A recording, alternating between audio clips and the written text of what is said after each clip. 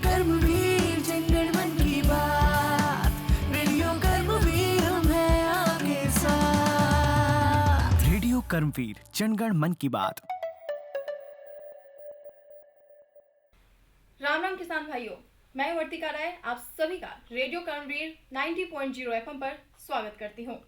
मेरी माटी मेरा खेत कार्यक्रम में एक बार फिर हम लेकर आए हैं आपके खेतों और खलियानों से जुड़ी वो बातें जो आपके कृषक जीवन को बेहतर बनाने में फायदेमंद होती है। इस बार हमारे साथ है मिलेट्स यानी मोटे अनाज का उत्पादन और उपयोगिता पर बात करने के लिए श्री मेदिनी प्रताप सिंह जी, जो कृषि विज्ञान केंद्र में सहायक मुख्य तकनीकी अधिकारी के पद पर कार्यरत हैं। सबसे पहले मैं आपको बता दूं कि यह कार्यक्रम नेशनल फर्टिलाइजर लिमिटेड की विजयपुर इकाई द्वारा प्रायोजित यानी कि NFL एक शेड्यूल ए मिनी रत्न कंपनी है, जो रसायन और उर्वरक मंत्रालय के तहत सार्वजनिक क्षेत्र का सबसे बड़ा संगठन है और देश में नाइट्रोजन उर्वरकों का सबसे बड़ा उत्पादक है। किसानों का मित्र, राष्ट्र का गौरव। नमस्कार सर। नमस्कार। सबसे पहले आपका बहुत बहुत स्वागत है सर। धन्यवाद।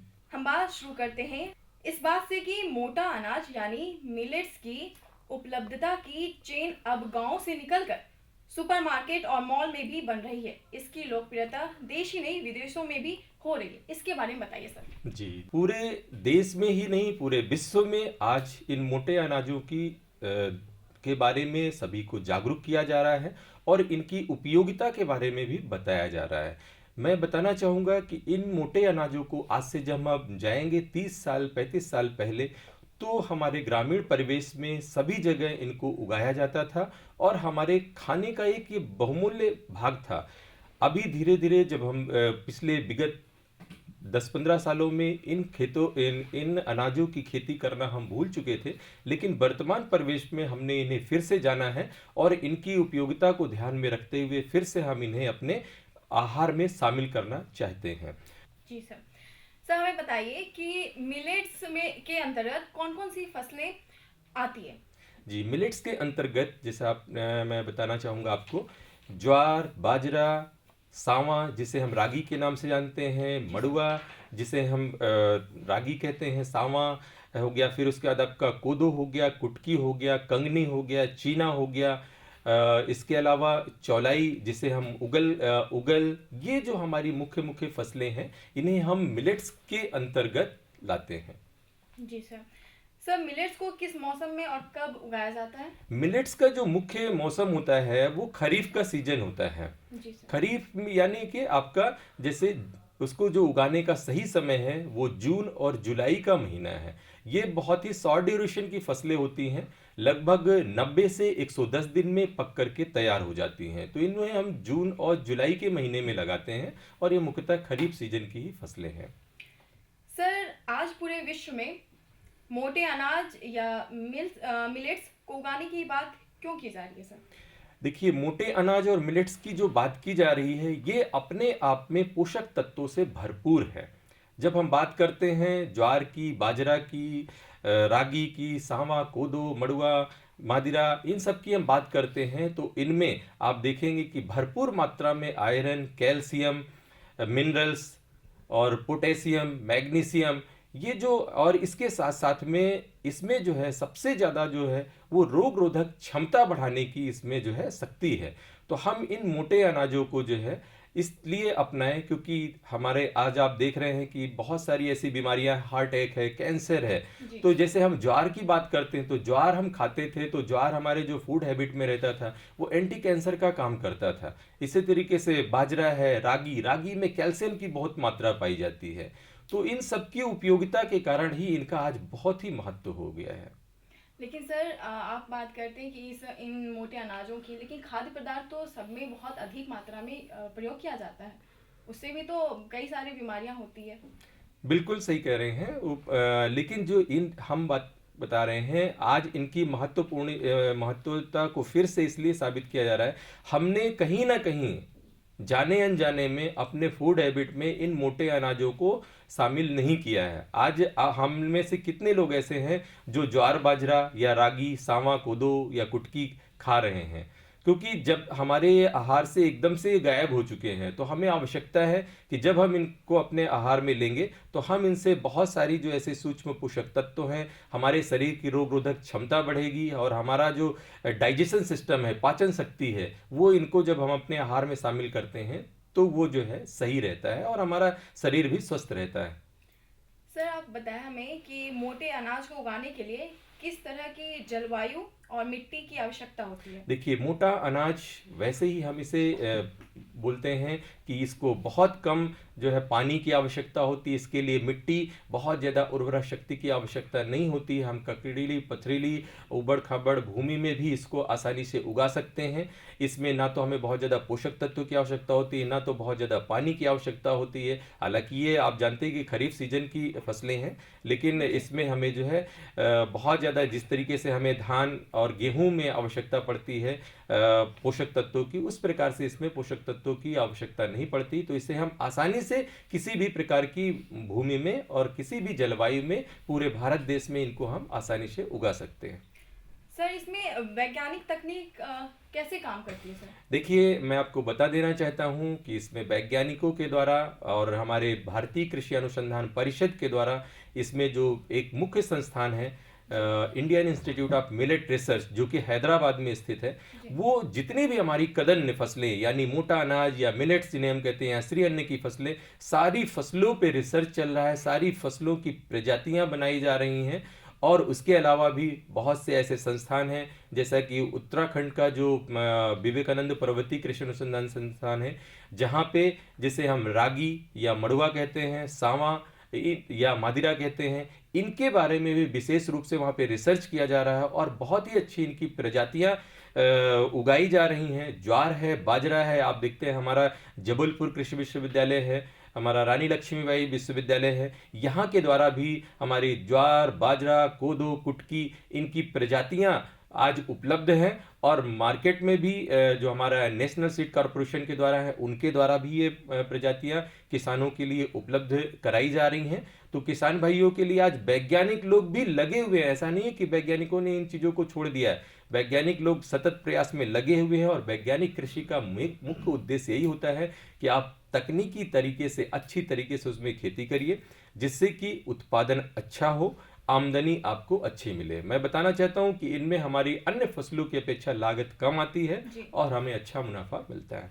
सर अभी आप बात किए कि हैदराबाद में इस पर रिसर्च चल रहा है, तो सर भारत में सबसे अधिक किस प्रदेश में मोटे अनाज उगाए जाते हैं। बहुत अच्छा प्रश्न है आपका। देखिए, हमारे भारत देश में अगर हम देखेंगे तो अलग अलग राज्यों में अलग अलग, जैसे अभी हम बात करते हैं ज्वार और बाजरा की, तो ज्वार बाजरा हमारा राजस्थान प्रमुख रूप से उगाया जा रहा है। उसके बाद हम जाते हैं सांवा, कोदो, कुटकी, काकुनकी, तो ये हमारा आंध्र प्रदेश, कर्नाटक, इन जगहों पे बहुत ज़्यादा मात्रा में ये उगाया जा रहा है। कहीं ना कहीं हमारे मध्य प्रदेश में भी, हमारे मध्य प्रदेश में अगर आप देखेंगे तो शहडोल जिला है, सीधी है, उमरिया है, झाबुआ है, जबलपुर है, यहाँ पे हमारे कोदो, कुटकी, इनका भी काफ़ी मात्रा में उगाया जा रहा है। और हमारे मध्य प्रदेश और छत्तीसगढ़ के जो आदिवासी बाहुल्य जिले हैं, वहाँ पर इन फसलों, सभी फसलों की खेती बहुत आयत मात्रा में हो रही है और उन्होंने अपने इसे खान पीन में भी शामिल कर रखा है।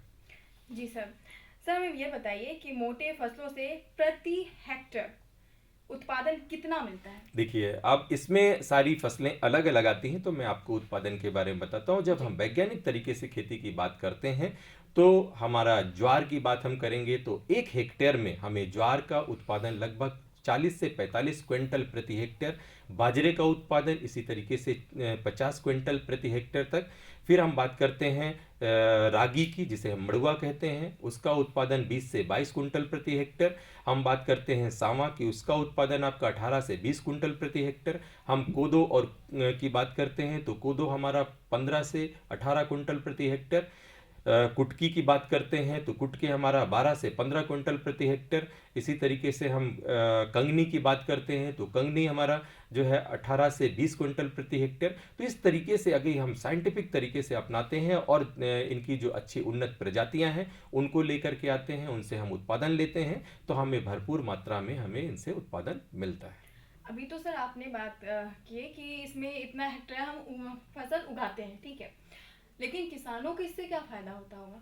देखिए, किसान को जब वो फसल को उगाएगा उसके बाद उसको मंडी में बेचेगा, जी तो एक तो मैंने पहले ही आपको बताया कि एक तो इसमें लागत कम लगती है, जी इनमें ना तो इसमें हमारे बहुत ज़्यादा पोषक तत्वों की आवश्यकता होती है, जैसे हम कि मार्केट से फर्टिलाइजर्स लेकर के यूज करते हैं उनकी आवश्यकता नहीं होती है, ना ही इनमें बीमारी और कीटों का प्रकोप हो रहा है। क्योंकि आज आप देख रहे हैं, अभी आप हमारा मध्य प्रदेश सोयाबीन बाहुल्य क्षेत्र है, जी तो आप देख रहे हैं कि विगत कुछ वर्षों से सोयाबीन की लगातार जो है प्रोडक्शन डाउन होता है। उसका मुख्य कारण क्या है कि बीमारी और कीटों का प्रकोप बहुत ज़्यादा हो गया है। तो हमारे जो मिलेट्स वर्गीय फसलें हैं इनमें बीमारी और कीटों का प्रकोप ना के बराबर है। इससे हमारा उत्पादन अच्छा होता है, लागत हमें कम आती है और हमारे किसानों को मुनाफा अच्छा मिलता है। मैं एक जानकारी और देना चाहता हूं कि हमारे राज्य सरकार और केंद्र सरकार के द्वारा इनके उत्पादन के लिए जो हमारे कृषकों को प्रोत्साहन के लिए उनको जो है 1 किलो मिलेट्स के उत्पादन पे 10 रुपए की अतिरिक्त प्रोत्साहन राशि भी दी जा रही है। ये तो बहुत अच्छी बात है कि किसान भाइयों को 1 किलो के उत्पादन में 10 रुपए प्रति प्रोत्साहन की राशि दी जा रही है। तो किसान भाइयों के लिए तो ये बहुत अच्छी बात है। जी अब हम नेक्स्ट प्रश्न पर आते हैं सर।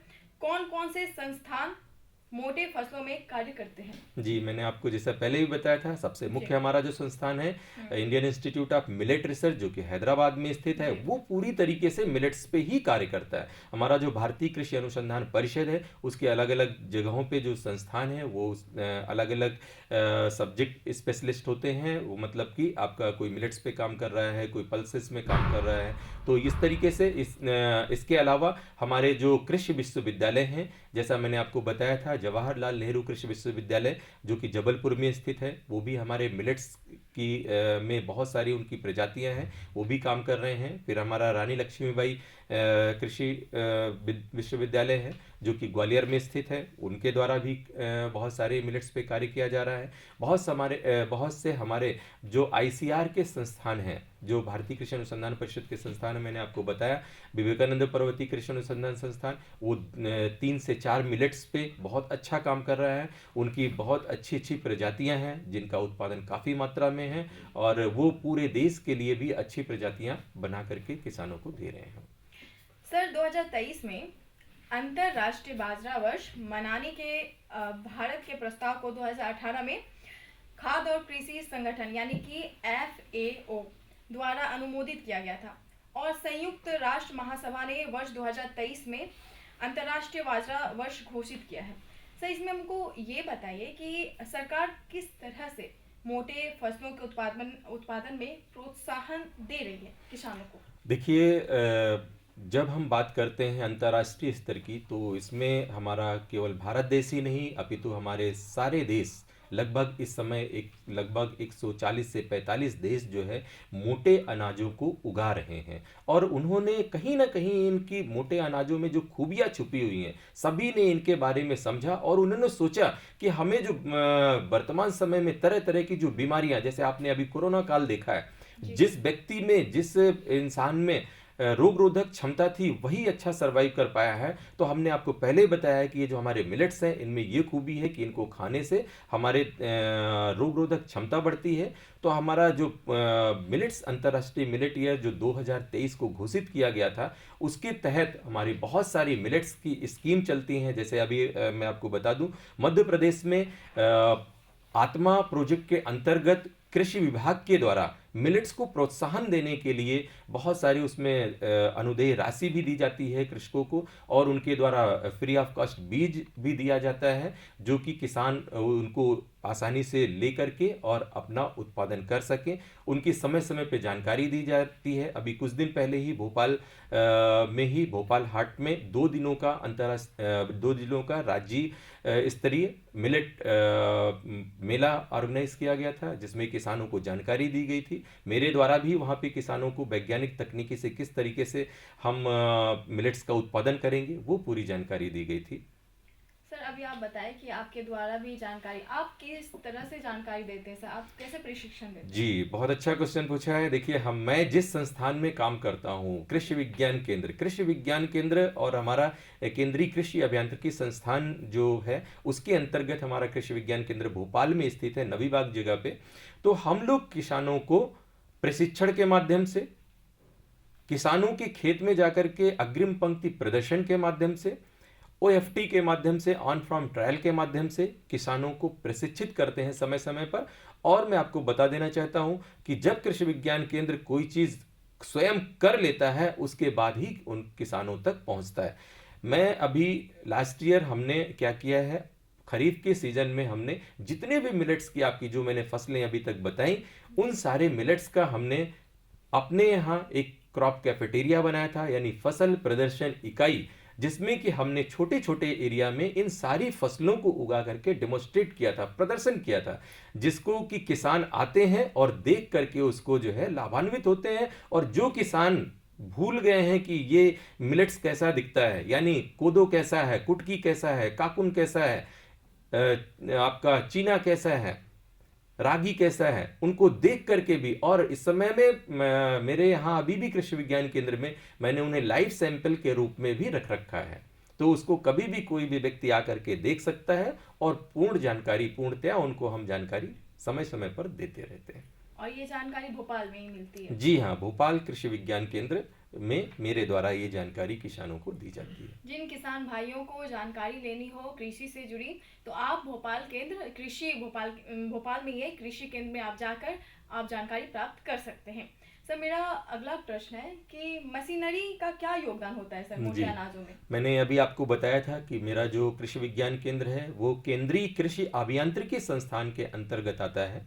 ये भारतीय कृषि अनुसंधान परिषद का एक पूरे भारत देश का सबसे बड़ा संस्थान है, जो कि हमारी जो आपकी जो मशीनें हैं, जो हमारे फार्म में, जो हमारे खेतों में जो जितने भी तरह की मशीनें हैं, चाहे वो बुआई की मशीन हो, खरपतवारों की मशीनें हो, कटाई की मशीन हो, मड़ाई की मशीन हो, उन सभी मशीनों का हमारे यहाँ रिसर्च होता है, उसके बाद प्रदर्शन होता है, उसके बाद वो किसानों तक जो है फर्म्स के द्वारा पहुंचाई जाती हैं। तो हमारा कृषि अभियांत्रिकी संस्थान के द्वारा बहुत सारी ऐसी मशीनें हैं जो कि हम इन मिलेट्स में भी हम उपयोगी साबित होती हैं, क्योंकि जब हम मशीनीकरण को अपनाएंगे तब हमारा उत्पादन की जो लागत होगी वो कम होगी। उसके तहत जैसे कि हम खेत की तैयारी करने के लिए हम आपको बताएं, बहुत सारे हमारे पास जो है ऐसे कल्टीवेटर्स हैं। पहले हम एक जुताई करते हैं, मिट्टी पलट हल से जुताई करते हैं, अच्छी तरीके से खेत की तैयारी हो जाती है। उसके बाद हमारे पास मिलेट्स की जो यानी छोटा अनाज यानी मिलेट्स के जो हमारी बुआई वाली है, छोटा अनाज प्लांटर मशीन हमारे केंद्रीय कृषि अभियांत्रिकी द्वारा भी तैयार की गई है, वो है। उसके बाद मैं बताना चाहूँगा कि मिलेट्स में जो सबसे बड़ी चैलेंजिंग जॉब होता है किसानों के लिए, वो होता है मड़ाई उपरांत जब हम उसको प्रोसेसिंग करते हैं, यानी हम उसे खाने के लिए उपयोग में लाते हैं। हाँ, खाने के लिए यानी प्रोसेसिंग, जब हम प्रसंस्करण करते हैं यानी हम उसे खाने के लिए जब उपयोग में लाते हैं, उसके पहले हमें वो थोड़ा सा समस्या होती है उसमें। तो उसके लिए भी हमारे केंद्रीय कृषि अभियांत्रिकी संस्थान ने मिलेट्स के थ्रेसर बना रखे हैं, जिनके द्वारा हम उनके जो मिलेट्स में लगभग 6 से 7 लेयर पाई जाती हैं, उनको हम आसानी से निकाल सकते हैं और उससे फिर हम जो है उसे अपने खाने में उपयोग ला सकते हैं। ये तो किसान भाइयों के लिए टफ हो जाता होगा, क्योंकि इसके बहुत लंबा परिक्रम है। जी, प्रोसेस इसमें काफी लंबा है, लेकिन असंभव नहीं है, क्योंकि अभी हमारा केंद्रीय कृषि अभियांत्रिकी संस्थान और कृषि विज्ञान केंद्र हम लोग मिलकर के कार्य करते हैं और मशीनें बहुत सारी आ चुकी हैं। मैकेनाइजेशन का जमाना है,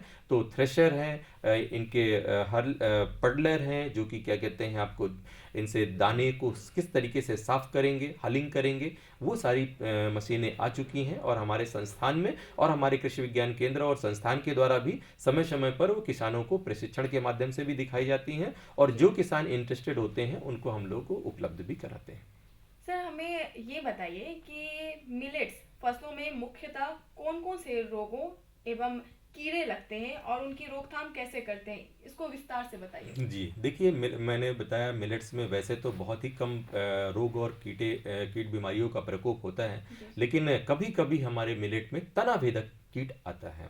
जो तना भेदक कीट क्या होता है, जिस समय हमारा मिलेट्स की फसल जो है जब बड़ी अवस्था में आती है, जब बाल वाली अवस्था में आती है, तो जहाँ से मिलेट्स हमारा जहाँ से बालियाँ निकलती हैं तो उसके बीच में गांठ होती है, तो जो तना भेदक कीट का फ्लाई होती है, मतलब तितली होती है, वो आकर के उसमें अंडा दे देती है। उसके बाद वो जो तना भेदक कीड़ा वहीं से उसको जो है अंदर अंदर खाता रहता है, और धीरे धीरे वो हमारे उसको हम रोकथाम करने के लिए क्लोरोपाइरीफास 2 मिलीलीटर प्रति लीटर पानी में घोल बना के छिड़काव करें, या इमिडाक्लोरपिड 0.3 मिलीलीटर प्रति लीटर पानी में घोल बना के छिड़काव करते हैं तो उसका रोकथाम हो जाता है।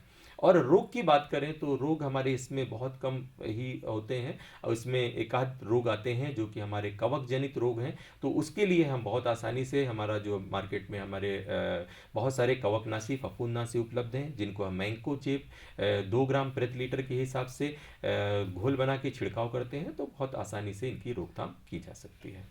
सर रोकथाम से मुझे याद आया कि बच्चों की भूमिका महत्वपूर्ण रहती है।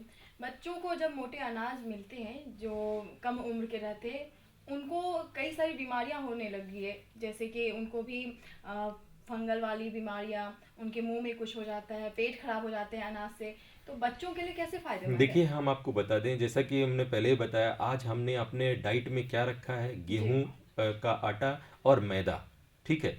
तो इन दोनों चीज़ों को खाने से ये एक तो हमारा बहुत आसानी से डाइजेस्टेबल नहीं होता है, इसलिए हमें मोटे अनाज को खाने की हम अनुशंसा कर रहे हैं। इनका जैसे आप बाजरे की खिचड़ी बना करके दीजिए, आप ज्वार का घुघरी के रूप में प्रयोग करिए, ज्वार के आटे की पराठे बनाइए, रोटियां बनाइए। आज तो मैं बता दूं, इनसे इतने अच्छे अच्छे प्रोडक्ट बनाए जा रहे हैं।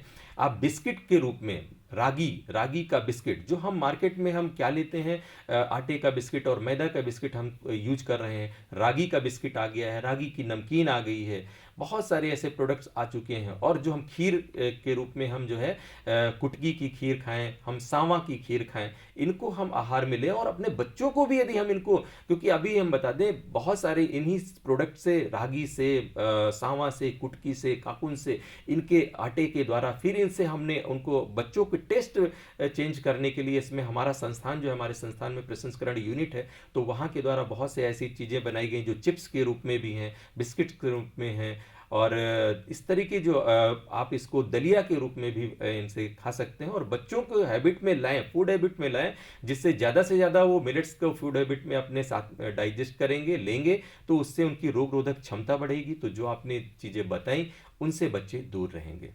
जी, तो अपने बच्चों को अच्छा खाना खिलाएं, जैसे सर ने बताया कि कैसे आप अपने बच्चों को डेली हैबिट्स में आप ये इन तमाम भोजन को दे सकते हैं और उनके डाइजेस्ट जो सिस्टम होती है उसको भी आप ठीक कर सकते हैं। सर मेरा अगला प्रश्न है आपसे कि मिलेट्स में कौन कौन से पोषक तत्व पाए जाते हैं? देखिए, मैंने पहले ही बताया था, मिलेट्स जैसा कि हमारा सारे पोषक तत्वों से भरपूर है। सबसे पहले हम इसमें बात करते हैं, कैल्शियम है, आयरन है, मैग्नीशियम है, सल्फर है, ये भरपूर मात्रा में इसमें होते हैं। उसके साथ साथ हमारे इसमें प्रोटीन भी है, फाइबर भी है, वसा भी है, शर्करा भी है, ये सारी चीज़ें इसमें पाई जाती हैं भरपूर मात्रा में। और आप इसके अलावा इसमें जो एंटीऑक्सीडेंट है, जो हमारी रोग रोधक क्षमता को बढ़ाता है, ये सबसे बड़ी इनमें खूबियां हैं। और इनको फाइबर इसमें परसेंटेज ज़्यादा होता है, जो कि आसानी से डाइजेस्टेबल हो जाता है। सर मेरा आखिरी प्रश्न आपसे है कि आप हमारे किसान भाइयों को क्या संदेश देंगे, कैसे वो? मैं किसान भाइयों को यही संदेश देना चाहता हूं कि किसान भाइयों, आप कम एरिया से शुरुआत करिए। अपने एरिया में जो 2 से 4 तरह के जो आपके यहाँ मिलेट्स हो रहे हैं, उनको भी आप जो है लगाइए। जैसा कि मैंने आपको बताया था कि हमारे मध्य प्रदेश में कुछ जिलों में हमारे किसान भाई ऑलरेडी कर रहे हैं। मैं आपको बता दूं, हमारे किसान भाइयों को अभी तक ये जब मैंने अपने जो लाइव सैंपल्स का प्रदर्शन किया, किसानों को दिखाया, तो किसानों ने जाना कि क्या हम सारे के सारे जितने भी हमारे मिलेट्स आते हैं उनको हम अपने मध्य प्रदेश के सभी जिलों में उगा सकते हैं, चाहे वो ज्वार हो, बाजरा हो, सावा हो, रागी हो, काकुन, कोदो, कुटकी, ये चीना, ये सारी चीज़ों को हम यहाँ पे उगा सकते हैं। उसके लिए हमारी मध्य प्रदेश की जलवायु बहुत अच्छी है। किसान भाइयों को मैं ये भी जानकारी देना चाहता हूँ कि जो किसान भाई इनके बीज के लिए संपर्क करते हैं, तो ये थोड़ी मात्रा में शुरुआत करते हैं, तो वो कृषि विज्ञान केंद्र आकर भी मुझसे संपर्क करें, उनको हम बीज भी उपलब्ध कराएंगे, और कहाँ से बीज और आसानी से उनको मिले वो भी बताएंगे। दूसरे जिलों के जो किसान हैं उनको उनके विभागीय कृषि विभाग के द्वारा भी आत्मा के अंतर्गत, आत्मा एक प्रोजेक्ट है, उसके अंतर्गत जो है मिलेट्स के समय समय पर बीज भी, यानी समय खरीफ का सीजन आपको मई और जून के महीने में सरकारी संस्थानों के द्वारा भी आपको मिलेट्स का बीज उपलब्ध करा दिया जाएगा। तो किसान भाई इनको उगाएं, इनसे दूर मत हटें। मैं आपको बता दूं कि इनको उगाने की तकनीकी में बहुत आसान है। इनको आप लाइन में भी बो सकते हैं, मैंने बताया था कि इनके सीड ड्रिल भी आ चुके हैं, और साथ में आप इनको जो है, जो किसान भाई आज भूल भी गए हैं, क्योंकि ये हमारा घास कुल का पौधा है, घास कुल का पौधा होने के कारण जब किसान लगा देता है तो ना उसे घास का पता चलता है ना